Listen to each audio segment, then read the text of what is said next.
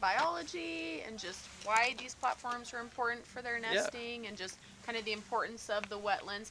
Dave is our assistant Farmington Bay WMA manager, so he knows all the things.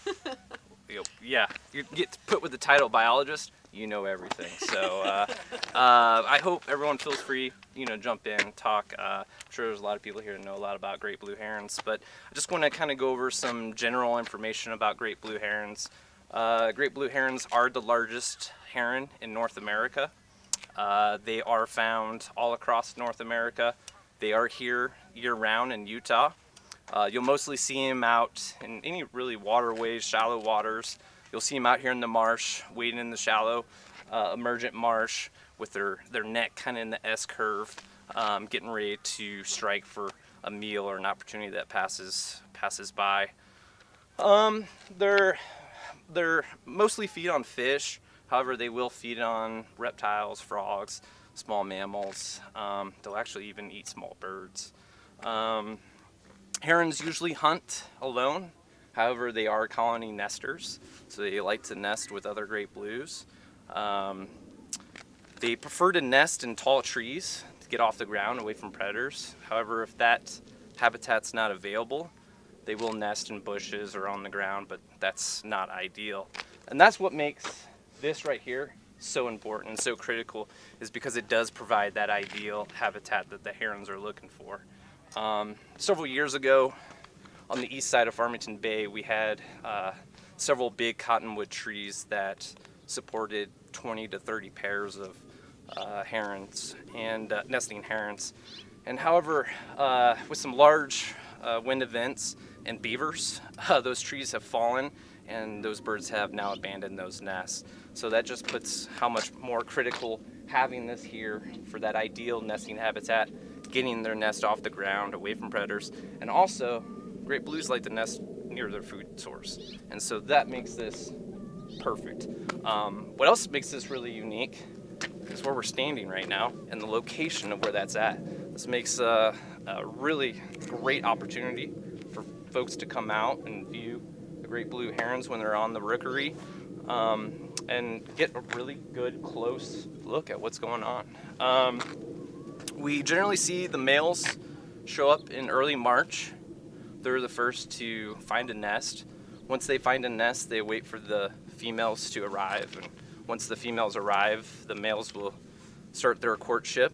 And once a pair has been selected, the males will go out and they'll collect materials to build a nest, mostly sticks. And then they'll pass it to the female, and the female will decide if it's worthy to go into the nest or not. And so they're the primary nest builders. So Rocky Mountain has put up new platforms back there, and you can see that they took the existing nest and put it on the new platforms.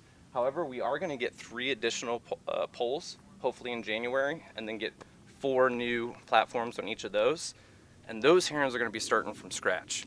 So that's going to actually create a really cool opportunity to get out here in early March. There's going to be a lot of activity, them building these nests. And so if anyone's interested in seeing their skill sets for building nests, that's a great time to come out. So after the nests are built, the females will lay anywhere between 2 to 7 eggs. Both the male and female will take turns sitting on the eggs. The incubation period's anywhere between 24 to 29 days. After the eggs hatch, it's about 60 to 90 days old. They'll completely fletch and leave the nest and start their journey out on the WMA. And with that, I just want to talk a little bit also the importance of the waterfowl management areas. This is man-made.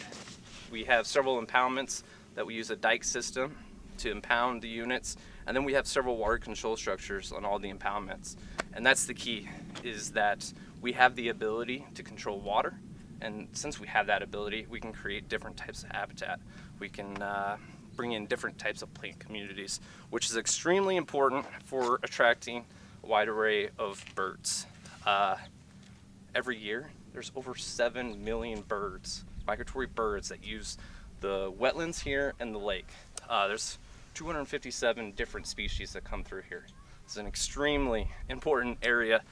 75% of all Utah wetlands occur right here along the Great Salt Lake. So it's just this focal point. And those birds stop here as a refueling station for their migration down south and then also back up north. However, we also produce really good nesting habitat. And then what's cool about the WMA is the access. We have a lot of recreational access. If it's hunting, we're open right now to hunting and photography, wildlife viewing, which just it's in everyone's backyard right here. It's so close. Come out here, take a walk down the dike. You never know what you're going to see out on the marsh. So it's a really special place, and it's important for us to preserve these areas and protect them for the future of the flyway and future generations. So I do want to give, is Connor Johnson here? I don't see Connor. Connor, he was an Eagle Scout. He was a big part of getting these platforms together. He went above and beyond what his project was to see this through. Super excited, and yeah, we're really happy to have him on this project. And a big thanks to Rocky Mountain Power to continuing this partnership and being able to have this. So for that, Yeah, that's thanks. great. Yeah.